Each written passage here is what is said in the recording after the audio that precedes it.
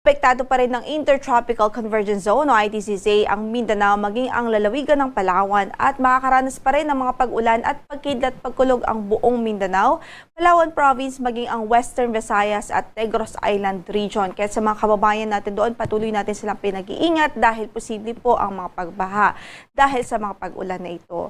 Samantala yung easterlies, dominante pa rin nakakapekto sa natitirang bahagi ng bansa at kasalukuyan, itong easterlies po ay nagdudulot ng mga pag-ulan dito sa Eastern at Central Visayas. Kaya huwag din ho kalimutan magdala ng payong at mag-ingat yung ating mga kababayan doon sa halos buong Kabisayaan dahil apektado nga po ito ng easterlies at yung western side naman ay apektado po ng Intertropical Convergence Zone. Samantala sa natitirang bahagi ng Luzon ay may mga isolated na mga pag-ulan lang o mga pulupulong mga pag-ulan at pagkidlat pagkulog sa hapon at gabi. But generally in the morning hanggang noontime ay mataas ang tsansa po na bahagyang maulap hanggang sa maulap lamang ang papawirin. Kasalukuyan ay wala po tayong low pressure area na minomonitor sa loob ng ating area of responsibility. Gayunpaman patuloy po tayong mag-antabay sa magiging updates ng Pag-asa. Samantala para sa pagtaya ng ating panahon for tomorrow, mataas po yung chance na maging maulan at maulap pa rin ang kalangitan at may mga thunderstorms sa pagkidlat pagkulog dito po sa Occidental Mindoro maging sa Palawan Province. Dulot pa rin ho yan ng Intertropical Convergence Zone at yung nagbabalik po natin na Southwest Monsoon o habagat. Inaasahan natin that by tomorrow, mataas po yung chance na yung habagat natin ay muling iiral po dito sa western side ng Luzon.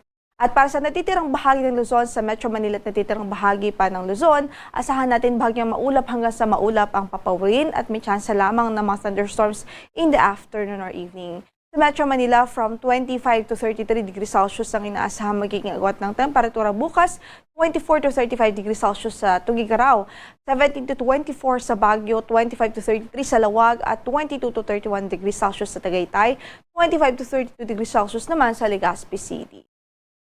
At magpatuloy po tayo ng ating forecast for tomorrow. As I mentioned po dito sa Palawan Province, magiging maulap pa rin na papawirin at madalas ang tsansa ng mga pag-ulan at pagkidlat pagkulog dahil pa rin nga sa epekto ng Southwest Monsoon o magbabalik na Southwest Monsoon o habagat. Samantala, dito pa sa western side ho ng Visayas, sa Western Visayas, sa Negros Island Region, sa Zamboanga Peninsula at sa Bangsamoro Region, maging sa Davao Region at Sorsogon, may tsansa pa rin bukas ng mga pag-ulan at pagkidlat pagkulog dulot ng Intertropical Convergence Zone.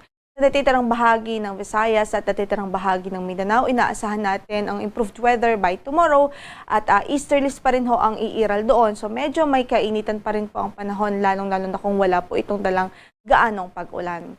Samantala para sa kaya ng ating temperatura, sa Tacloban from 25 to 33 degrees Celsius, 25 to 32 degrees Celsius, sa Cebu, at gayon din ho sa Iloilo City, 25 to 31 sa Puerto Princesa, 24 to 32 degrees Celsius sa Cagayan de Oro, 25 to 31 sa Davao City, at 24 to 32 degrees Celsius po sa Zamboanga City. Para naman sa ating extended weather outlook dito sa bansa, sa ilang key cities po dito sa bansa at dito nga sa Metro Manila from Sunday until Monday, may tsansa po ng mga pag-ulan o maulap na papawirin at mga downpour, pag-ulan at pagkidlat pagkulog dahil sa habagat.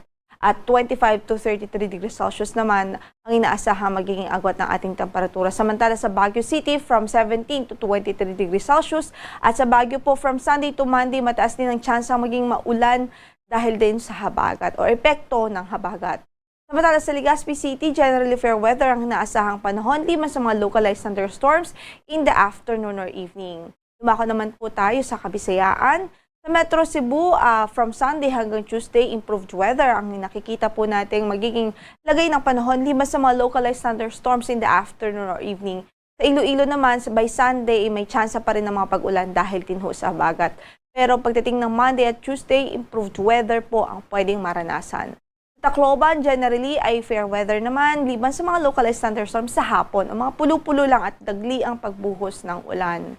At sa Davao, from Sunday to Tuesday, inaasahan natin ng bahagyang maulap hanggang sa maulap na papawirin. May tsansa lang din ng mga thunderstorms sa hapon at gabi.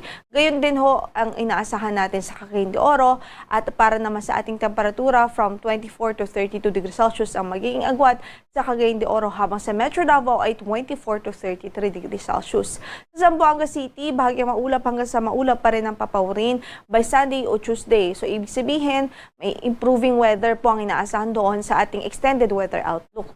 At 24 to 34 degrees Celsius ang magiging agwat ng temperatura. Ang sunset natin for today is 6:28 in the evening at bukas sisikat ang araw sa ganap na alas 5:28 ng umaga. Ito po si Lori de la Cruz Galicia. Magandang hapon po.